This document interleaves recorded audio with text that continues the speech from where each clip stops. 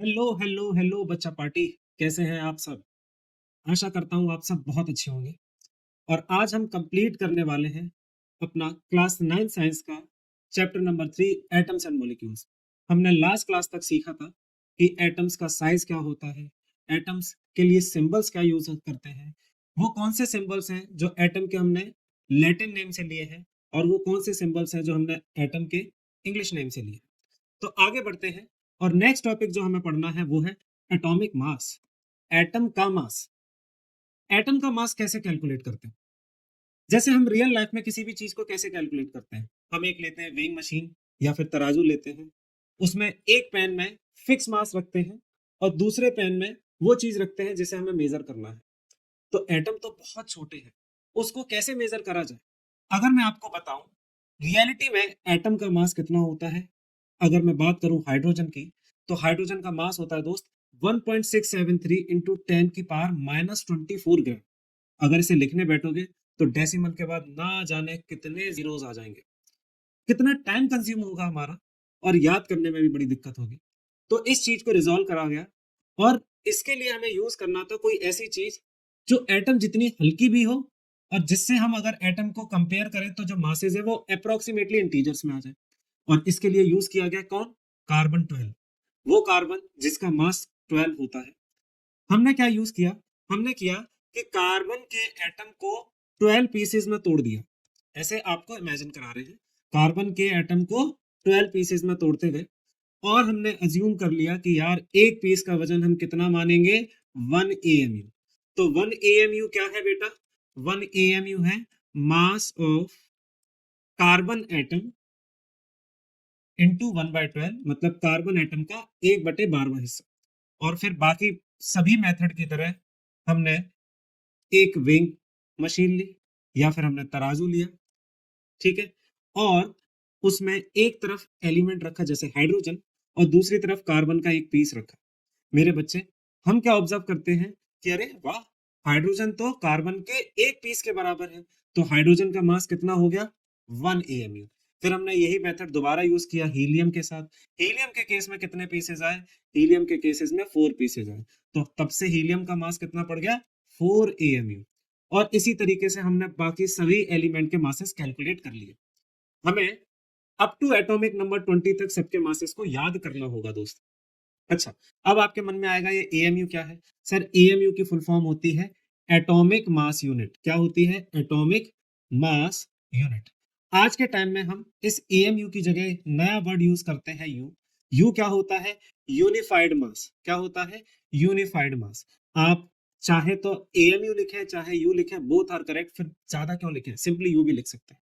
जैसे मैं बाकी एलिमेंट्स की बात करूं कार्बन की, तो कार्बन के तो खुद 12 पीसेस थे, तो कार्बन का वजन कितना हो जाएगा? 12 AMU।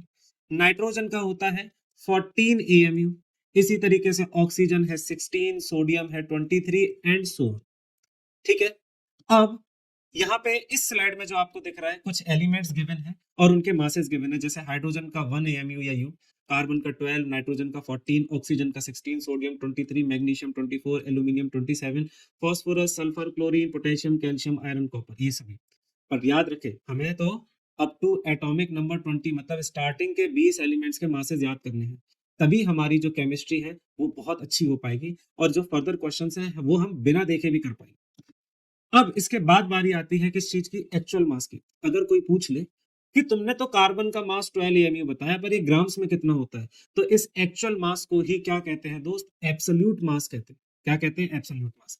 तो जो एक्चुअल मास होता है कार्बन एटम का वो होता है 1.9926 इंटू 10 की पावर 23। और हमने इस कार्बन एटम के कितने पीसेस किए थे? 12। तो हमने अगर इस वैल्यू को 12 से डिवाइड कर दिया, तो यहाँ से 1 U या 1 AMU की वैल्यू आ जाती है 1.66 इंटू 10 की पावर -24। अब आपके स्कूल में अगर क्वेश्चन आ जाए, वो पूछे कि find the absolute mass of oxygen, तो क्या करोगे? सिंपली हमें यूज करना है, हम जानते हैं ऑक्सीजन का मास होता है 16 AMU, और अगर इसे ग्राम्स में कन्वर्ट करना है तो 1 AMU की वैल्यू पुट कर दो और मल्टीप्लीकेशन कर दो। ये क्या हो जाएगा? 1.66, अप्रोक्सीमेट डेसिमल के बाद 2 डिजिट तक हमें यूज करना होता है, इंटू 10 की पावर -24। और जब आप इसे कैलकुलेट कर दोगे तो ऑक्सीजन का मास ग्राम्स में आ जाएगा। कई सारे स्कूल्स में मैं क्वेश्चन देखता हूँ, पूछा जाता है find the absolute mass of sodium, तो कैसे करना है? हम जानते हैं सोडियम का मास होता है 23U। बस इस 23 को तो ऐसे ही रहने दो और 1U की वैल्यू पुट कर दो जो होती है 1.66 इंटू 10⁻24 ग्राम्स, और इसे अगर हम कैलकुलेट कर लेते हैं तो हमें सोडियम का मास ग्राम्स में मिल जाएगा। आगे, ये जो हमारे किसी भी एलिमेंट का सिंबल होता है वो क्या बताता है, मतलब अगर मैंने लिखा H, हम सबको पता है हाइड्रोजन का सिंबल H है, पर ये H क्या बता रहा है? H रिप्रेजेंट कर रहा है उसके नेम को, और उसका नेम है हाइड्रोजन। क्या है? हाइड्रोजन। H रिप्रेजेंट कर रहा है हाइड्रोजन एलिमेंट के वन एटम को। तो अगर मैं लिखता हूं अकेला H, that means one atom of hydrogen. अगर मुझे दो एटम लिखने होंगे तो मैं लिखूंगा 2H, 5 एटम लिखने होंगे तो लिखूंगा 5H, एंड सो ऑन। ये जो सिंबल है वो ये रिप्रेजेंट करता है कि एक मोल एटम्स के बारे में। किसके बारे में? एक मोल एटम्स के बारे में। दो मोल कंसेप्ट जो है सीबीएसई ने हटा दिया है इस चैप्टर से, बट स्टिल हम थोड़ा सा डिस्कस करेंगे उसके बारे में। तो अगर मैं लिखता हूं H, तो H रिप्रेजेंट कर रहा है one mole atoms of hydrogen, one mole atoms of hydrogen. और इसकी वैल्यू कितनी होती है दोस्त? कोई बताना चाहेगा? जल्दी से कमेंट सेक्शन में मुझे बताओ कि वन मोल की वैल्यू कितनी होती है। अच्छा, जो सिंबल होता है किसी भी एटम का, वो रिप्रेजेंट करता है उसके फिक्स मास को। जैसे हाइड्रोजन लिखा तो आप बताओगे इसका मास 1U है। अगर ऑक्सीजन लिखा तो आप क्या बताओगे? 16U। Very good. आप ये मान के चलो मैं आपकी बात सुन रहा हूं, तो जब भी मैं कुछ क्वेश्चन पूछूं आपको रिप्लाई करना है, ठीक है? अगर नाइट्रोजन का मास पूछा जाए तो what you will answer? 14U। Sodium के केस में 23U। ठीक है, आगे बढ़ते हैं। अब एनसीईआरटी में दिए हुए कुछ क्वेश्चन सॉल्व करके देखते हैं। तो एनसीईआरटी पूछती है डिफाइन एटॉमिक मास यूनिट। तो एटॉमिक मास यूनिट किसके बराबर होता है? Exactly 1/12 of the mass of one carbon atom. तो कार्बन एटम के 1/12वें हिस्से का जो मास होता है उसी को क्या कहते हैं? One atomic mass unit. पूछा गया है कि why it is not possible to see an atom with naked eyes. हम अपनी आंखों से एटम को क्यों नहीं देख पाते? हम सब जानते हैं एटम का साइज बहुत छोटा, बहुत छोटा, बहुत छोटा। कितना छोटा है? नैनोमीटर्स में। एटम्स इतने छोटे होते हैं कि हम उन्हें नेकेड आई, माइक्रोस्कोप से भी नहीं देख सकते। उन्हें देखने के लिए तो चाहिए होते हैं बहुत बड़े बड़े माइक्रोस्कोप, जिनका नाम है स्कैनिंग टनलिंग माइक्रोस्कोप। तो लिखा है जो साइज होता है एटम का वो बहुत छोटा होता है, ये पॉसिबल नहीं है कि हम उस अपनी नेक्ड आई से देख सकें। ठीक है, और साथ में जो एटम्स होते हैं किसी भी एलिमेंट के, वो अकेले एग्जिस्ट नहीं करते। मतलब मुझे कहीं भी रास्ते में अकेला हाइड्रोजन का एटम नहीं मिलेगा। मैं ढूंढूं कि क्या तुम्हारे घर के पास सोडियम रहता है, तो सोडियम तो होगा, पर सोडियम का अकेला एटम नहीं मिलेगा। गैंग में घूमते हैं ये, बदमाश बच्चे हैं सब। आगे, इसके बाद है how do atom exist. Atom कैसे एग्जिस्ट करते हैं? एटम्स या तो आपको मिलेंगे दो तरीके से, मॉलिक्यूल्स की फॉर्म में या आयंस की फॉर्म में। मॉलिक्यूल किसे कहते हैं? देखो, एटम ना डरता है, झुंड में रहता है। तो कुछ एटम्स ऐसे होते हैं जो अकेले नहीं रह पाते, डर लगता है, तो वो क्या करते हैं? अपने भाई बंधुओं के साथ गैंग में रहते हैं। ठीक है, बस जब दो एटम्स एक दूसरे के साथ जुड़ के साथ में रहते हैं तो उसे क्या कहते हैं? मॉलिक्यूल कहते हैं। ठीक है, तो मॉलिक्यूल क्या होता है? मॉलिक्यूल वो सबसे छोटा पार्टिकल होता है किसी भी सब्सटेंस का, जो जिसमें वो सभी प्रॉपर्टीज होती हैं जो उस एलिमेंट की हैं, और वो एग्जिस्ट करता है फ्री स्टेट में, अकेला पाया जा सकता है। फॉर एग्जाम्पल, आप बिल्कुल नॉर्मल तरीके से समझे, we will never find one atom of hydrogen. Hydrogen अपने ही जैसे दूसरे हाइड्रोजन के साथ जुड़कर एक मॉलिक्यूल बनाता है जिसे बोला गया H2। हाइड्रोजन गैस की फॉर्म में पाया जाता है। ऑक्सीजन को भी डर लगता है अकेले रहने में, तो ऑक्सीजन पाया जाता है O2 की फॉर्म में या फिर O3 ओजोन की फॉर्म में। तो याद रखेंगे, आपके एग्जाम में आ सकता है ओजोन O3 कहते हैं। सर, बोला गया है जो मॉलिक्यूल होते हैं वो कब बनते हैं? जब दो या दो से ज्यादा एटम्स एक दूसरे से केमिकली जुड़ जाते हैं, बॉन्ड बना लेते हैं। जेम्स बॉन्ड नहीं दोस्त, केमिकल बॉन्ड। और ये जो मॉलिक्यूल होते हैं वो रिप्रेजेंट करते हैं उसके सबसे छोटे पार्टिकल को, जिसमें वो सभी प्रॉपर्टीज होती हैं जो उस एलिमेंट की हैं। और याद रखिएगा, ये जो मॉलिक्यूल्स हैं वो सेम एटम से भी मिल सकते हैं और अलग अलग एटम से भी मिल सकते हैं। ठीक है, तो हमने सीखा depending on this there are two types of molecule. Molecule दो तरीके के, कौन कौन से? एक सेम एटम वाले और एक अलग अलग एटम वाले। तो हम सबसे पहले पढ़ेंगे मॉलिक्यूल्स ऑफ एलिमेंट्स। तो जो मॉलिक्यूल्स होते हैं वो अगर एलिमेंट्स की बात करें तो कौन कौन से हैं? जैसे हाइड्रोजन, सिर्फ जिसमें सभी एटम एक जैसे हो वो मॉलिक्यूल होते हैं एलिमेंट के, जैसे H2। नाइट्रोजन में दोनों नाइट्रोजन है N2, ऑक्सीजन में दोनों ऑक्सीजन है O2, क्लोरीन में दोनों क्लोरीन है Cl2, ओजोन में ऑक्सीजन के तीन एटम जुड़े हैं O3। तो आपको याद रखना है, मॉलिक्यूल ऑफ एन एलिमेंट में जो एटम्स होंगे दो या दो से ज्यादा, वो सभी सिमिलर होंगे, एक ही एलिमेंट के होंगे, और वो केमिकली एक दूसरे के साथ जुड़ जाएंगे। अगर स्कूल में पूछे ये केमिकली जुड़ने का मतलब, केमिकल बॉन्ड बना लेते हैं। समझ में आया? आगे इसके बाद एटॉमिसिटी क्या होती है? किसी भी मॉलिक्यूल के अंदर जितने एटम्स पाए जाते हैं उसी को क्या कहते हैं? उसकी एटॉमिसिटी। तो बोला गया है the number of atom present in one molecule of an element is called its atomicity. अब कुछ ऐसे मॉलिक्यूल भी होते हैं जो भाई तगड़े हैं, ब्रो हैं। कैसे? वो अकेले रहते हैं, उन्हें फर्क नहीं पड़ता, डर नहीं लगता। ऐसे मॉलिक्यूल्स कहलाते हैं मोनो एटॉमिक मॉलिक्यूल, जिनकी एटॉमिसिटी कितनी होती है? इनकी एटॉमिसिटी होती है दोस्त 1। एटॉमिसिटी 1 का मतलब उसके मॉलिक्यूल में एक ही एटम होता है। कौन होते हैं? नोबल गैसेस होती हैं, जैसे helium, neon, argon, krypton, जेनन, radon. आपको इसका निमोनिक पता है क्या? कैसे याद करते हैं? हम याद करते हैं बच्चों के लिए, हीना, नीना और करीना का एक्सरे रंगीन। तो जब आप फर्दर क्लासेस में जाएंगे तो आपको पीरियोडिक टेबल याद कराई जाएगी और अलग अलग निमोनिक्स सुनाए जाएंगे, याद कराए जाएंगे। अगर आप किसी और तरीके से इसे याद करते हैं तो प्लीज कमेंट सेक्शन में बताना, मैं भी बाकियों के साथ शेयर करूंगा। पॉली एटॉमिक आयंस कैसे होते हैं या पॉली एटॉमिक मॉलिक्यूल्स कैसे होते हैं? वो मॉलिक्यूल्स जिनमें दो या दो से ज्यादा एटम मिलकर जुड़ते हैं। तो जब दो या दो से ज्यादा एटम जुड़कर एक सिंगल मॉलिक्यूल बनाए तो उन्हें कहते हैं पॉली एटॉमिक। पॉली एटॉमिक में कौन कौन आता है? जैसे डायटोमिक, जैसे ट्राइएटॉमिक, जैसे टेट्राएटॉमिक, जैसे ऑक्टाएटॉमिक एंड सो। तो जल्दी से इसके बारे में सीखते हैं। डायटोमिक कौन कौन से होते हैं? कई बार बोल चुका हूं, H2, O2, N2, Cl2। इन सभी मॉलिक्यूल्स में दो एटम। ट्राई एटॉमिक वो होते हैं जिनमें तीन एटम्स जुड़ते हैं, जैसे ओजोन में। टेट्रा एटॉमिक का एग्जांपल है फॉस्फोरस, जिसमें चार फॉस्फोरस के एटम एक साथ मिलकर रहते हैं। और ऑक्टा एटॉमिक होता है S8, सल्फर का मॉलिक्यूल। और एक एक्स्ट्रा बात बताऊं, वैसे तो क्लास 11th में सिखाते हैं, पर तुम्हें सिखा रहा हूं क्या, कि जो सल्फर का मॉलिक्यूल होता है उसका स्ट्रक्चर पता है कैसा होता है? उसका स्ट्रक्चर होता है क्राउन शेप का। किस शेप का? Crown shape. तो भाई क्राउन हमारा कुछ ऐसे होता है,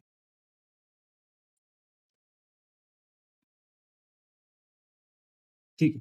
तो इसी क्राउन में 8 सल्फर आपको दिखेंगे। क्या दिख रहे हैं किसी को? नहीं, मैं दिखाता हूँ। एक सल्फर, दूसरा, तीसरा, चौथा, पांचवा, छठा, सातवां, आठ। सल्फर का ताज। बढ़ते हैं आगे। नेक्स्ट, अब हम पढ़ने वाले हैं क्या? Molecules of a compound. मतलब कंपाउंड्स के मॉलिक्यूल। कंपाउंड्स क्या होते हैं सर? दो या दो से ज्यादा अलग अलग तरीके के एलिमेंट्स के एटम जब जुड़ते हैं तो उन्हें कंपाउंड्स कहते हैं। तो बोला क्या है, जो मॉलिक्यूल्स होते हैं किसी भी कंपाउंड के, उसके अंदर दो या दो से ज्यादा अलग अलग तरीके के एटम्स केमिकली जुड़ जाते हैं। जैसे एग्जांपल समझना चाहिए, वाटर ले लो। वाटर में एक एलिमेंट हाइड्रोजन, दूसरा एलिमेंट ऑक्सीजन। हाइड्रोजन के दो एटम जब एक एटम ऑफ ऑक्सीजन से जुड़ते हैं तो क्या मिलकर बनता है? वाटर। इसके अलावा अमोनिया। अमोनिया होता है NH3। और आपको जो मैंने ये कंपाउंड्स स्क्रीन पे दे रखे हैं, एटलीस्ट इतने तो याद कर लेने हैं, इतना तो आना चाहिए बच्चे को। NH3 में दो एलिमेंट्स पाए जाते हैं, नाइट्रोजन और हाइड्रोजन। कार्बन डाइऑक्साइड में दो एलिमेंट्स पाए जाते हैं, कार्बन और ऑक्सीजन। आपको दिख लगेगा कि सर ने जितने एग्जांपल लिए हैं उन सब में दो ही एलिमेंट्स हैं, तो क्या सभी दो ही एलिमेंट्स वाले होते हैं? नहीं दोस्त, मैं बताऊं, जैसे H2SO4, इसमें तीन एलिमेंट है, हाइड्रोजन, सल्फर और ऑक्सीजन। बोला करो साथ साथ। मैंने बोला है कि मैं तुम्हारी बातें सुन रहा हूं, तुम बोलोगे तुम्हें याद होगा, ठीक है? ऐसे ही अगर मैं बात करूं ग्लूकोज के मॉलिक्यूल की, तो ग्लूकोज होता है C6H12O6। इसमें तीन एलिमेंट्स हैं, कार्बन, हाइड्रोजन, ऑक्सीजन। अगर मैं पूछूं इस ग्लूकोज के मॉलिक्यूल में, किसके? ग्लूकोज के मॉलिक्यूल में कार्बन के कितने एटम्स हैं? तो आप आंसर देंगे सर 6। हाइड्रोजन के कितने एटम्स हैं? तो यू विल आंसर 12। ऑक्सीजन के कितने एटम्स हैं? तो यू विल आंसर 6। ठीक है? अगर मैं पूछूं आपसे H2SO4 के केस में हाइड्रोजन के कितने एटम्स हैं, तो what you will answer 2। Sulphur के कितने एटम्स हैं? सल्फर के एटम है 1। कैसे पता है? जब कुछ नहीं लिखा होता, सल्फर के नीचे देखो ना, एस के आगे कुछ नहीं लिखा है, दैट मीन्स 1 है। ऑक्सीजन के कितने एटम्स है? 4। तो आपको ये सभी मॉलिक्यूल्स याद करने हैं। इसमें फेमस है बहुत, मीथेन पूछा जाता है, CH4। सोडियम क्लोराइड जो नमक हम खाते हैं, NaCl। ठीक है? आगे तो यहाँ पे कुछ डायग्राम दे रखे हैं आपको इमेजिन कराने के लिए कि मॉलिक्यूल बनते कैसे हैं। जैसे एक ऑक्सीजन का एटम और दो हाइड्रोजन के एटम जुड़ गए तो मॉलिक्यूल बन गया ऑक्सीजन वाटर का। इसी तरीके से अमोनिया कैसे बनता है? जब एक नाइट्रोजन का एटम 3 एटम्स ऑफ हाइड्रोजन के साथ जुड़ जाता है तो अमोनिया बन गया। कार्बन डाइऑक्साइड कैसे, एक कार्बन 2 ऑक्सीजन के साथ जुड़ गया तो CO2। मीथेन कैसे बनी सर, एक कार्बन 4 हाइड्रोजन के साथ जुड़ गया तो क्या बन गया, मीथेन गैस बना। आगे आयंस, तो अभी हम क्या पढ़ रहे थे कि एटम्स कैसे पाए जाते हैं, एटम्स पाए जाते हैं मॉलिक्यूल की फॉर्म में या आयन की फॉर्म में। अब बारी है आयंस के बारे में सीखने की। एटम या मॉलिक्यूल अगर इन पे नेगेटिव या पॉजिटिव चार्ज आ जाए तो उन्हें क्या कहते हैं, आयंस। ठीक है, हम क्लास 10 में पढ़ाते हैं तो सिंपल लैंग्वेज में बताएं, आयंस क्या होते हैं, चार्ज्ड स्पीशीज। क्या, चार्ज्ड स्पीशीज। तो वो एटम्स या ग्रुप ऑफ एटम्स जिन पे चार्जेस आ जाए, चार्जेस कैसे, पॉजिटिव चार्ज या नेगेटिव चार्ज, उन्हें क्या कहते हैं दोस्त, आयंस कहते हैं। आयंस दो तरीके के, अगर पॉजिटिव चार्ज आ रहा है तो कैटायन, और नेगेटिव चार्ज आ रहा है तो एनायन। तो अगर पूछा जाए कैटायन क्या होते हैं, cations are positively charge ion. ठीक है, ये कब बनते हैं, कोई भी कैटायन कब बनता है, जब कोई एटम अपना इलेक्ट्रॉन दे देता है, दान कर देता है, लूज कर देता है, तब वो बन जाता है क्या, कैटायन। तो बोला गया है cation is found by loss of one और मोर इलेक्ट्रॉन, एक या एक से ज्यादा इलेक्ट्रॉन दान करने पे। ठीक है, कैटायन के पास हमेशा कम इलेक्ट्रॉन होते हैं, किससे, नॉर्मल एटम से। कॉमन सेंस से जब इलेक्ट्रॉन दे दिए तो नंबर ऑफ इलेक्ट्रॉन तो कम ही रह जाएंगे ना। मेटल्स जो होते हैं वो जनरली कैटायन फॉर्म करते हैं, कैसे फॉर्म करते हैं, इलेक्ट्रॉन लूज करते हैं। इसका एक एग्जांपल दे रखा है, जैसे सोडियम। ठीक है, सोडियम पे टोटल हमारे पास 11 इलेक्ट्रॉन्स होते हैं, आप नेक्स्ट चैप्टर में सीखेंगे। उसने एक इलेक्ट्रॉन लूज कर दिया तो बन गया Na पॉजिटिव, ये पॉजिटिव चार्ज आ गया, और ये बन गया सोडियम आयन, या बोला जाए सोडियम का कैटायन। और इस पे कितने इलेक्ट्रॉन रह जाएंगे, बताओ बताओ। Very good, 10 electron. सही जवाब देते हो तुम लोग, बच्चे होशियार हो। आगे पूछा जाए, अगर कोई एटम 2 इलेक्ट्रॉन लूज करता है तो वो बन जाएगा कैटायन जिसके पास +2 चार्ज होगा। एग्जाम्पल, जैसे कैल्शियम, कैल्शियम 2 इलेक्ट्रॉन लूज कर देता है तो बन जाता है Ca2 पॉजिटिव। याद रखना, न्यूमरल पहले लिखते हैं और सिंबल जो है प्लस माइनस वो बाद में लगाते हैं, ये तरीका है लिखने का केमिस्ट्री। तो ये था क्या, कैल्शियम एटम। ठीक है, ये था कैल्शियम एटम, और ये क्या बन गया, कैल्शियम का आयन। वेरी गुड, ऐसे बोल बोल के सीखना है। अगर कोई एटम 3 इलेक्ट्रॉन लूज कर देता है तो उस पर 3 पॉजिटिव चार्ज आ जाता है। एग्जाम्पल चाहिए, जैसे एल्यूमिनियम, एल्यूमिनियम 3 इलेक्ट्रॉन लूज करता है तो ये बन जाता है Al3 पॉजिटिव। ठीक है, आगे बढ़ते हैं। अच्छा एक बात बताओ, क्या एल्यूमिनियम इलेक्ट्रॉन लूज करेगा तो उसमें नंबर ऑफ इलेक्ट्रॉन्स कम होंगे, बिल्कुल होंगे। मैं बता देता हूँ, एल्यूमिनियम पे 13 इलेक्ट्रॉन होते हैं, 3 चले गए तो कितने रह जाएंगे एल्यूमिनियम के आयन पे, 10 इलेक्ट्रॉन्स बचेंगे। ऐसे ही अब हम बात करेंगे एनायंस की। हमने सीखा आयंस दो तरीके के होते हैं, एक कैटायन और एक एनायन। अब हम बात कर रहे हैं एनायन की। एनायंस क्या होते हैं, नेगेटिवली चार्ज स्पीशीज। ठीक है, नेगेटिवली चार्ज आयन, वो एटम या ग्रुप ऑफ एटम जिसके सर पे नेगेटिव चार्ज आ जाए तो वो क्या कहलाता है, एनायन कहलाता है। एनायन बनते कैसे हैं, जब कोई भी एटम इलेक्ट्रॉन गेन करता है, उधार मांगता है, बोलता है 1 इलेक्ट्रॉन, 2 इलेक्ट्रॉन, 3 इलेक्ट्रॉन दे दे, तब वो बनता है क्या, एनायन। तो एनायन बनता है कोई भी एटम तब जब वो इलेक्ट्रॉन गेन करता है, कितने, एक या एक से ज्यादा भी कर सकता है। एनायन के पास हमेशा ज्यादा इलेक्ट्रॉन होते हैं, किससे, नॉर्मल एटम से। अंडरस्टूड है, कॉमन सेंस है, जब इलेक्ट्रॉन मांग रहा है तो इलेक्ट्रॉन का नंबर इंक्रीज कर जाएगा। कौन बनाता है एनायन, नॉन मेटल्स। तो नॉन मेटल इलेक्ट्रॉन गेन करके क्या बना लेते हैं, एनायन बन जाते हैं। अगर कोई एटम एक इलेक्ट्रॉन गेन कर रहा है तो उस पर -1 चार्ज आ जाएगा। ठीक है, जैसे क्लोरीन है, Cl, क्लोरीन पे 17 इलेक्ट्रॉन्स होते हैं, आगे सीख लेंगे आप भी। इसने एक इलेक्ट्रॉन गेन किया, बन गया Cl नेगेटिव, और इस पे कितने इलेक्ट्रॉन हो गए, 18। Very good. ऐसे ही कोई एटम अगर 2 इलेक्ट्रॉन गेन कर ले तो उस पर -2 चार्ज आ जाएगा, जैसे है ऑक्सीजन। ऑक्सीजन O से डिनोट करते हैं, अगर वो 2 इलेक्ट्रॉन गेन करता है तो बन गया O2 नेगेटिव। क्या सिखाया था, न्यूमरल पहले और प्लस माइनस का सिंबल बाद में। ठीक है, ये है हमारे पास ऑक्सीजन का एटम। ठीक है, और ये बन गया क्या, ऑक्सीजन का आयन। Very good. अगर कोई एटम 3 इलेक्ट्रॉन गेन कर लेता है तो उस पर -3 चार्ज आ जाता है। एग्जाम्पल, जैसे नाइट्रोजन, नाइट्रोजन जब 3 इलेक्ट्रॉन गेन करता है तो बन जाता है N3 नेगेटिव। आगे बढ़ते हैं। अब मोनो एटॉमिक आयंस और पॉली एटॉमिक आयंस क्या होते हैं, क्योंकि कई स्कूल्स में देखा है मैंने, ये भी पूछा जाता है कि write some example, write 2 examples of poly atomic ion. तो भाई ऐसा आयन जिसके पास सिर्फ एक एटम हो वो क्या होगा, मोनो एटॉमिक। ठीक है, एग्जाम्पल जैसे sodium, magnesium, aluminium, oxygen, chlorine, सब पे एक एक एटम है। और पॉली एटॉमिक आयन क्या होगा, जिसपे एक से ज्यादा एटम हो। तो ऐसा आयन जो ग्रुप ऑफ एटम से मिलकर बना हो, मतलब एक से ज्यादा एटम से मिलकर बना हो, उसे कहते हैं पॉली एटॉमिक आयन, या कंपाउंड आयन नाम से भी जाना जाता है। Example, ammonium ion. Ammonium ion होता है NH4, इस पे कितने एटम्स है बताओ? 5। एक नाइट्रोजन और 4 हाइड्रोजन, तो टोटल हो गए ना 5। ठीक है, टोटल लिखे, टोटल कितने हो गए दोस्त? 5 हो गए। ठीक है, आगे कार्बोनेट आयन होता है CO3 2 नेगेटिव, इसमें एक कार्बन और 3 ऑक्सीजन, तो टोटल हो गए 4। Sulphate SO4 2 negative, nitrate NO3 negative, hydro oxide OH negative, ये सब पॉली एटॉमिक आयन है। अब वैलेंसी क्या होती है? देखो, वैसे तो ये जो टॉपिक है ना वैलेंसी, वो नेक्स्ट चैप्टर में पढ़ाते हैं, बट क्योंकि हम जब केमिकल फॉर्मूला बनवाएंगे आप लोगों से अभी, तो उसके लिए हमें पता होना चाहिए वैलेंसी क्या है। वैलेंसी की बहुत ही गंदी डेफिनेशन है, the combining capacity of an element, पर बच्चे को कुछ समझ नहीं आता। ठीक है, आप हायर क्लासेस में जाएंगे तो आपको ये डेफिनेशन याद नहीं करनी, आपको बताना होगा वैलेंसी होती है कोई भी एटम कितने इलेक्ट्रॉन ले रहा है, दे रहा है या शेयर कर रहा है, उसी को क्या कहते हैं? वैलेंसी। मैं जानता हूँ बहुत सारे स्टूडेंट्स ऐसे होंगे जिन्हें अभी ये चीज अच्छे से समझ नहीं आ रही होगी, क्योंकि इसके कुछ टॉपिक्स मुझे पहले सिखाने चाहिए थे, बट ये बीच में आ गया है तो मुझे अभी बताना पड़ा। डोंट वरी, जब आप नेक्स्ट चैप्टर की वीडियो देखेंगे तब आपको इसके कंसेप्ट अच्छे से समझ में।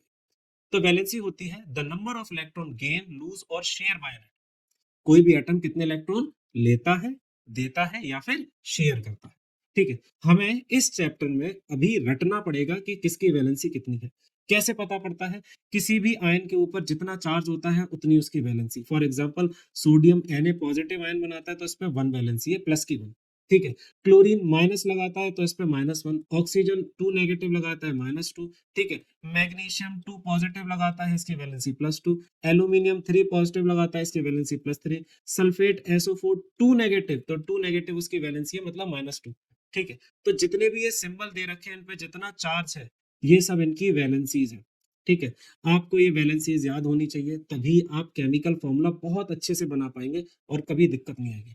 तो ये चारों वो हैं जिनकी वैलेंसी +1 है, ये 4-5 वो हैं जिनकी वैलेंसी +2 है, ये वो एग्जांपल्स हैं जिनकी वैलेंसी +3 है। बेटा, ये सारे एग्जांपल्स खुद दिए गए हैं एनसीईआरटी में, पर अगली स्लाइड में मैं कुछ और सिखाने वाला हूँ एक्स्ट्रा। ये सभी वो हैं जिनकी वैलेंसी -1, इनकी वैलेंसी -2, इसकी वैलेंसी -3। ये पॉली एटॉमिक आयन है। पॉली एटॉमिक क्या होते हैं? जो एक से ज्यादा एटम से मिलते हैं। इन सब की वैलेंसी किसी की -1, किसी की -2, किसी की -3 हो सकती है, किसी की +1 भी हो सकती है। ठीक है, अब आप लोगों को इस स्लाइड का प्रिंट करवा लेना है, या फिर मैं इस चैप्टर के जो नोट्स की पीडीएफ है वो इस वीडियो के डिस्क्रिप्शन में डाल दूंगा, आप उसे डाउनलोड कर लीजिएगा। ये स्लाइड बहुत इंपॉर्टेंट है, ये स्लाइड मैंने इंसर्ट करी है आईसीएससी बुक से। इधर पॉजिटिव वालों की टेबल अलग है, नेगेटिव वालों की टेबल अलग है। आपको कुछ भी रटना नहीं है, आपको क्या करना है, आपको या तो ये नोट कर लेनी है कॉपी में या प्रिंट करा लेनी है। अब जितने भी यहाँ पे दे रखे हैं, लिखा है ना मोनोवैलेंट, मतलब इनकी वैलेंसी 1 है, इलेक्ट्रोपॉजिटिव मतलब +1। जितने भी नीचे दे रखे हैं इनकी वैलेंसी +2 है, इन सभी की वैलेंसी जो नीचे दे रखे हैं +3 है, और इन सब की वैलेंसी +4 है। बेटा मेरे, ये इतने सारे एटम्स मैं बता दे रहा हूँ कि क्लास 12 तक भी इन सबसे काम चल जाएगा आपका। ठीक है, अब इन सब की जो मोनोवैलेंट इलेक्ट्रोनेगेटिव है, तो मतलब -1 वैलेंसी वाले, देख रहे हो सीबीएसई में कितना कम था और आईसीएसई में कितना सारा सीखना पड़ता है, बट इससे आपके कंसेप्ट और स्ट्रांग होंगे। इन सभी की वैलेंसी होती है बेटा जी -2, इन सब की वैलेंसी है -3, और इनकी वैलेंसी है -1। अब क्वेश्चन अराइज होता है कि how we will write chemical formula of any compound. किसी भी कंपाउंड का फॉर्मूला कैसे लिखते हैं? इसके लिए हमें यूज करना होता है criss cross method. Criss cross method होता क्या है, जल्दी से एक एग्जांपल से सीखते हैं। मेरे पास क्वेश्चन है कि you have to write the formula of sodium oxide, तो मुझे पहले तो ये पता होना चाहिए सोडियम का सिंबल क्या होता है। सोडियम का सिंबल होता है Na, ऑक्साइड मतलब ऑक्सीजन। अब मुझे पता होना चाहिए इनकी वैलेंसी क्या है। तो जब भी आपके पास क्वेश्चन आएगा आप क्या करोगे, जो लेफ्ट में लिखा है, जैसे सोडियम लेफ्ट में लिखा है, इसको ढूंढेंगे हम किस वाली टेबल में? पॉजिटिव वाली टेबल। और जो राइट में लिखा है, क्या लिखा है राइट में? ऑक्साइड, इसे ढूंढेंगे किस में? नेगेटिव वाली टेबल में। बस आपको हर बार यही काम करना है, एक पॉजिटिव वाली टेबल में मिलेगा, एक नेगेटिव वाली में, उनका सिंबल भी वहीं पे होगा और उनकी वैलेंसी भी वहीं होगी। सोडियम की वैलेंसी होती है +1, ऑक्सीजन की -2, इनकी वैलेंसी का क्रॉस मल्टीप्लाई कर दीजिए अगर ये कट नहीं रही है। जब मैं वैलेंसी का मल्टीप्लिकेशन करूंगा तो ये हो जाएगा Na2O1। अब याद रखिए प्लस माइनस नोट नहीं करते, ठीक है, और 1 लिखने की जरूरत नहीं होती केमिस्ट्री में, तो इसलिए इसका फॉर्मूला हो गया Na2। जल्दी से प्रैक्टिस करके देखते हैं, सोडियम हाइड्रोक्साइड का फॉर्मूला क्या होगा? सोडियम जिसका सिंबल है Na, हाइड्रोक्साइड जिसका सिंबल है OH, Na की वैलेंसी +1, OH की वैलेंसी -1, क्रॉस मल्टीप्लिकेशन किया। हम जानते हैं 1 लिखने की जरूरत नहीं होती और प्लस माइनस लिखते नहीं है, तो हो गया इसका फॉर्मूला NaOH। सोडियम क्लोराइड क्या होता है sir? Sodium Na, chlorine Cl, valency sodium की +1, क्लोरीन की -1, क्रॉस मल्टीप्लिकेशन हुआ तो फॉर्मूला बन गया NaCl। अगर क्वेश्चन है कैल्शियम क्लोराइड का फॉर्मूला क्या होगा, तो calcium Ca, valency +2, chlorine Cl, valency -1, cross multiply किया तो बन गया CaCl2। आप सोच रहे होंगे सर को तो सब रटा हुआ है। दोस्त मैंने प्रैक्टिस करी है, आप भी प्रैक्टिस करेंगे तो मुझसे अच्छा सीख सकते हैं। ठीक है, आगे कुछ क्वेश्चंस ये भी हैं। पोटेशियम हाइड्रोक्साइड, मैं एक दो क्वेश्चन और करा दे रहा हूँ, फिर बाकी आपको खुद से ट्राई करना होगा। जैसे मैं करा देता हूँ एल्यूमिनियम हाइड्रोक्साइड। एल्यूमिनियम होता है Al, वैलेंसी है +3, हाइड्रोक्साइड OH, वैलेंसी है -1, क्रॉस मल्टीप्लाई करेंगे तो इसका फॉर्मूला होगा AlOH3। बस यही गलती हो गई। अब ये 3 किसके पास जाएगा? ऑक्सीजन के पास जाएगा, हाइड्रोजन के पास जाएगा कि दोनों के पास जाएगा? ऑफ कोर्स दोनों के पास जाएगा। तो जब भी ऐसा केस आए, पॉली एटॉमिक कोई आयन हो तो उसमें ब्रैकेट्स लगाते हैं, तो इसका फॉर्मूला हो जाएगा AlOH का होल थ्राइस। ठीक है, बाकी के एग्जाम्पल आपको खुद ट्राई करने हैं और कमेंट सेक्शन में इसका आंसर देना है। अब एनसीईआरटी ने कुछ क्वेश्चन दे रखे हैं हमें करने के लिए कि इन सबके फॉर्मूले लिख के दिखाओ। जैसे सोडियम ऑक्साइड, सोडियम ऑक्साइड होगा Na, valency +1, oxygen -2, cross multiply किया तो बन गया क्या? Na2O, ऑलरेडी कर चुके हैं। Aluminium chloride, aluminium Al, valency +3, chlorine Cl, valency -1, cross multiply किया तो बन गया AlCl3। इसी तरीके से sodium sulphide, sodium Na, valency +1, sulphide S, valency -2, cross multiplication किया तो बन गया Na2S। मैग्नीशियम हाइड्रोक्साइड आप ट्राई करके देखिए। अब अगला क्वेश्चन एनसीईआरटी ने दिया हमें कि आपको इनके नाम लिखने हैं। नाम कैसे लिखेंगे सर? नाम ही तो नहीं आते। आपको फिर से उस टेबल का यूज करना है। जो लेफ्ट में दे रखा है उसका नाम आपको मिलेगा किसमें? प्लस वाली साइड में, और लेफ्ट वाला नाम मिलेगा किसमें? माइनस वाली साइड में। Al का नाम होता है एल्यूमिनियम, एल्यूमिनियम। SO4 होता है सल्फेट, तो ये हो गया एल्यूमिनियम सल्फेट।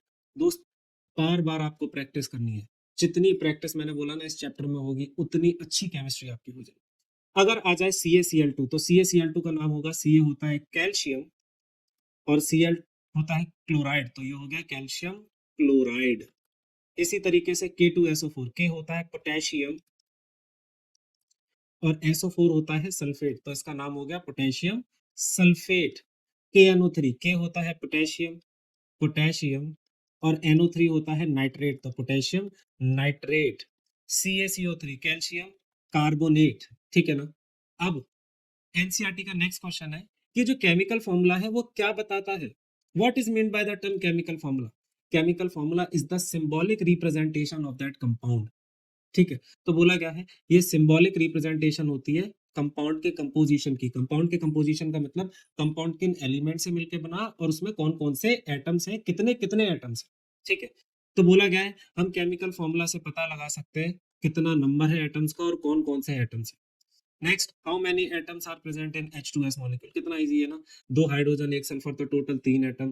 पूछा गया है PO4 3 नेगेटिव में कितने एटम्स है? देखो 3 नेगेटिव तो इसकी वैलेंसी है, जो खेल है वो नीचे दे रखा है। एक फास्फोरस है और 4 ऑक्सीजन है, तो टोटल 5 एटम्स हो गए। कितना आसान क्वेश्चन है भाई।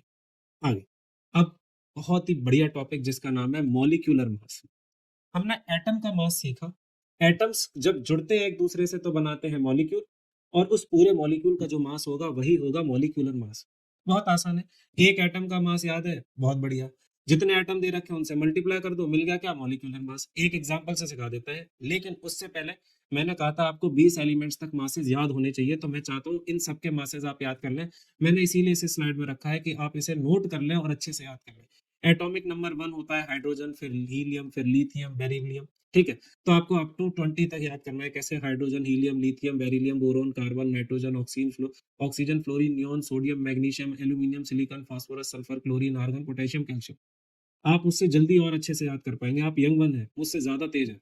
और इन सबके मासेस भी याद करने हैं सिंबल्स के साथ। हाइड्रोजन जिसका सिंबल H है, मास 1 है। हीलियम जिसका सिंबल He है, मास 4 है। लिथियम जिसका सिंबल Li है, मास 7 है। बेरिलियम जिसका सिंबल Be है, मास 9 एंड सो ऑन।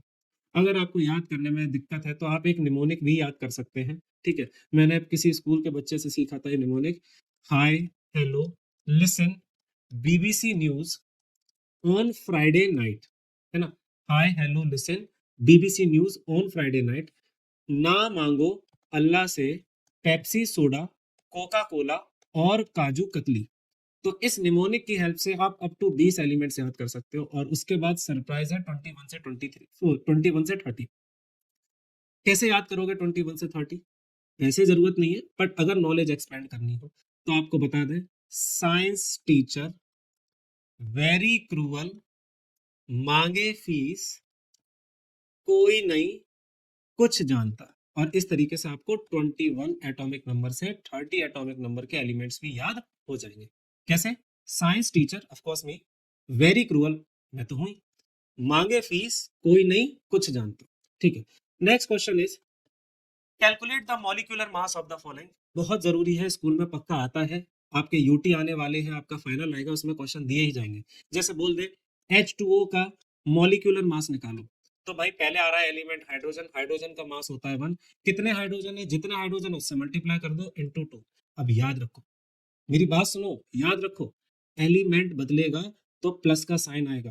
तो एलिमेंट बदल गया, अब ऑक्सीजन आ रहा है, तो बीच में क्या आएगा? प्लस। और फिर है ऑक्सीजन का मास 16। वुड मास का यूज करना गधो, ऐसा नहीं कि पहले प्लस कर दो बाद में मल्टीप्लाई कर रहे हो। तो क्या करना है? 1 इंटू 2 2 प्लस 16 कितना हो जाएगा? 18 AMU या यू। एक और एग्जांपल, HNO3। HNO3 का मास कैसे निकालेंगे? हाइड्रोजन का 1, एक ही हाइड्रोजन है तो मल्टीप्लाई क्या करोगे आप? नाइट्रोजन का 14, एलिमेंट चेंज किया तो मैंने क्या लगाया? प्लस का साइन। फिर एक और एलिमेंट चेंज हो रहा है, दोबारा प्लस का साइन, और ऑक्सीजन का होता है 16, इंटू 3 कर देंगे। तो 1 प्लस 14 प्लस 16 इंटू 3 48, ऐड करोगे कितना आएगा? 63। अगर मान लो पूछे H2SO4 का कितना होगा, तो भाई हाइड्रोजन का 1, दो हाइड्रोजन है तो इंटू 2। सल्फर का कितना होता है दोस्त? बताओ बताओ, मैं बता देता हूँ, 32। ऑक्सीजन का 16 इंटू 4, तो ये हो गया 2 प्लस 32 प्लस 16 इंटू 4। मल्टीप्लाई पहले करने हैं, एडिशन बाद में होने हैं। ये हो गया कितना आपका? बताओ बताओ, 64। मेरे बच्चे ऐड करोगे तो आएगा 98। एक और एग्जांपल, ग्लूकोज। ग्लूकोज होता है C6H12O6। इसका मास अगर कैलकुलेट करना है, कार्बन का मास होता है 12, कितने कार्बन है? 6, तो 6 से मल्टीप्लीकेशन। फिर एलिमेंट चेंज हुआ, प्लस का साइन। हाइड्रोजन का मास है 1, कितने हाइड्रोजन है? 12, प्लस का साइन। ऑक्सीजन का मास है 16, कितने ऑक्सीजन है? 6। सॉल्व करेंगे, 12 6 जा 72, 1 इंटू 12 12, और 16 6 जा 98, नहीं 98 नहीं, 6 6 36, 96 दोस्त। ऐड करोगे कितना आएगा? ये आ जाएगा 180 U या 180 AM। इस तरीके से हम मॉलिक्यूल के मास को कैलकुलेट करते हैं। एक टफ क्वेश्चन देने की कोशिश करता हूँ, टफ तो नहीं, खैर इजी है, तुम लोग मुझे पता है स्कूल में या अपनी कोचिंग में या मुझसे पहले सीख चुके हो। तो अगर मान लीजिए क्वेश्चन आए कि यार अमोनियम सल्फेट का मास निकालो, किसका? Ammonium sulphate. अमोनियम सल्फेट होता है NH4 का होल ट्वाइस SO4। अब जब दोस्त ब्रैकेट में ये आ जाते हैं ना कोई भी चीज, तो उस नंबर से पहले ही क्या लगा लो? ब्रैकेट लगा के मल्टीप्लाई कर लो। मैं समझाता हूँ कैसे। सर बाहर 2 आ गया है तो 2 बाहर लिखो और ब्रैकेट स्टार्ट करो। अब इसके अंदर अमोनिया का जो भी मास आए, NH4 पॉजिटिव का या NH4 का जो मास आए, उससे किसका मल्टीप्लाई कर देंगे? 2 का। तो नाइट्रोजन होता है 14 प्लस हाइड्रोजन 1 इंटू 4, और इस पूरे का मल्टीप्लाई किससे कर दिया जाएगा? 2 से, प्लस सल्फर का 32 प्लस ऑक्सीजन का 16 इंटू 4। मेरे बच्चे 2 ब्रैकेट में 14 प्लस 4 कितना होता है? 18, ठीक है, प्लस 32 प्लस 16 4 जा कितना होता है? बताओ बताओ, 64। ठीक है, हाँ, आगे बढ़ते हैं। 18 इंटू 2 कितना हुआ? 36 प्लस 32 प्लस 64। कैसे ऐड करोगे? 4 और 2 6, 6 और 6 12। कैरी आ गई कितना? 1। 6 और 1 7, 7 और 3 10, और 10 और 3 13, तो ये हो गया 132 U। इस तरीके से हम मासेस को कैलकुलेट करते हैं। अब आपके स्कूल में एक टफ क्वेश्चन कैसे बनाएगा? वो बोलेगा MgSO4 डॉट 10H2O का मास बताओ। तो दोस्त कुछ नहीं है, MgSO4 का निकाल लोगे, H2O का तुम्हें आता है, डॉट का मतलब होता है 10 H2O है, तो H2O का कितना होगा? 18, उसमें किसका मल्टीप्लाई करोगे? 10 का, प्लस कर देना किसमें? MgSO4 के मास। बहुत ईजी है। आगे, अब एक क्वेश्चन जो आजकल बहुत पूछे जाते हैं और बच्चे बड़ा डरते हैं, बच्चे बोलते हैं तो शब्द ही नहीं सुना था हमने कभी, फॉर्मूला यूनिट मास। देखो, जब आप 10th में जाओगे तो आपको पता पड़ेगा कंपाउंड्स भी कई तरीके के होते हैं, जैसे आयनिक या कोवेलेंट। तो कोवेलेंट वालों के लिए शब्द यूज करते हैं मॉलिक्यूल, और आयनिक वालों के लिए शब्द यूज करते हैं क्या? Formula unit. बेसिकली ये समझ लो कि कंपाउंड्स का ही एक और नाम है फॉर्मूला यूनिट। चाहे वो शब्द बोले मॉलिक्यूल, चाहे वो शब्द बोले formula unit, both are same for you in calculating the molecular mass और फॉर्मूला यूनिट मास। तो अगर क्वेश्चन आ गया NaCl का फॉर्मूला यूनिट मास निकालो, तो कोई नई चीज नहीं है, NaCl का मॉलिक्यूलर मास ही निकालना है। सोडियम का होता है 23, क्लोरीन का होता है 35.5, ऐड कर देना, आंसर आ जाएगा। अगर वो बोले एल्यूमिनियम ऑक्साइड का फॉर्मूला यूनिट मास निकालो, कुछ नया नहीं है दोस्त, एल्यूमिनियम का होता है 27 × 2 प्लस ऑक्सीजन का 16 × 3 और ऐड करके आंसर आ जाएगा। क्या सीखा? फॉर्मूला यूनिट मास बोले, मॉलिक्यूलर मास बोले, एक ही चीज कैलकुलेट करनी है। आगे, अब ये कुछ क्वेश्चंस हैं एनसीईआरटी के जो आपको ट्राई करके देखने हैं।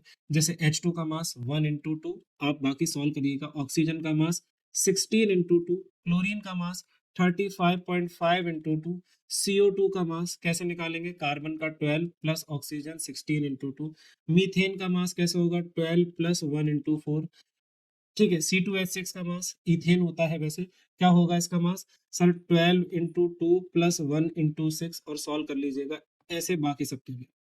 फिर वो देखो, मैंने बोला था ना, शब्द बदलेगा बस। फॉर्मूला यूनिट मास निकालो ZnO का, Na2O का, K2CO3 का, कुछ नया नहीं है, वही चीज निकालनी है भाई मेरे। ZnO का, Zn का मास दे रखा है 65, तो ZnO का कैसे निकलेंगे? Zn का 65, ऑक्सीजन का 16 जोड़ दो, ठीक है। Na2O का कैसे निकलेंगे? Na2O में सोडियम होता है 23 मास इंटू 2 प्लस ऑक्सीजन का 16, सॉल्व कर लेना पहले इसका मल्टीप्लीकेशन, फिर ऐड करना। इसी तरीके से K2CO3 का मास कैसे निकलेगा मेरे भाई? पोटेशियम का कितना होता है 39, दो पोटेशियम है तो इंटू 2, पहले ये सॉल्व होगा, प्लस कार्बन का मास 12 प्लस ऑक्सीजन का 16 × 3, और इन सबको ऐड कर देना मल्टीप्लीकेशन के बाद, आंसर आ जाएंगे, ठीक है। एक बहुत ही बढ़िया क्वेश्चन एनसीईआरटी का, बोला गया है एक एलिमेंट है X जिसकी वैलेंसी 1 है। तो भाई एलिमेंट है X, वैलेंसी 1 है, ऑक्सीजन की वैलेंसी 2 है, बोला गया है इनका कंपाउंड जो बनेगा उसका फॉर्मूला बता दो। अरे क्या घटिया क्वेश्चन पूछ रहे हैं, क्या बनेगा? X2O, बस। बोला गया है एक एलिमेंट है E जिसकी वैलेंसी है 4, बोला गया है what will be the formula of its chloride, chloride का होता है Cl, वैलेंसी होती है 1, क्रॉस मल्टीप्लाई करो ना, क्या हुआ? ECl4। बोला गया है इस ए ही एलिमेंट का फॉर्मूला बनाना है सल्फाइड से, तो कैसे निकालोगे? E वैलेंसी 4, सल्फाइड मतलब S वैलेंसी 2। अब वैलेंसी डिवाइड हो सकती है तो उसे डिवाइड करो, ठीक है। जब डिवाइड कर दी तो जो डिवाइड करने के बाद वैल्यू आती है उससे मल्टीप्लाई करो, तो ये हो गया ES2, है ना इजी। एक और क्वेश्चन ट्राई करके देखते हैं। बोला गया है एक एलिमेंट है X जिसकी दो वैलेंसीज हैं 3 और 5, तो बताओ इसके ऑक्साइड्स के दो फॉर्मूले। क्या कभी ऐसा भी होता है सर, किसी एलिमेंट की दो दो वैलेंसीज हो? बिल्कुल होता है, फर्दर क्लासेस में सीखेंगे, इसे वेरिएबल वैलेंसी कहते हैं। बट मैं अभी आपको सॉल्यूशन दिखा देता हूँ। एक बार एलिमेंट X की वैलेंसी 3 यूज करेंगे और ऑक्साइड ऑक्सीजन की वैलेंसी 2 होती है, क्रॉस मल्टीप्लाई हुआ तो बन गया X2O3। एक बार इसी एलिमेंट X की वैलेंसी 5 यूज करेंगे, ऑक्साइड O होता है, वैलेंसी 2 होती है, क्रॉस मल्टीप्लीकेशन हुआ तो हो गई X2O5, बन गए दो फॉर्मूले ऑक्साइड्स के, ठीक है। आखिरी पार्ट, ग्राम एटॉमिक मास क्या होता है? बहुत आसान है, ध्यान से सुनना। किसी भी एटम के मास को ग्राम्स में लिख दो, ग्राम एटॉमिक मास होता है, खत्म, फिनिश, टाटा, बाय बाय।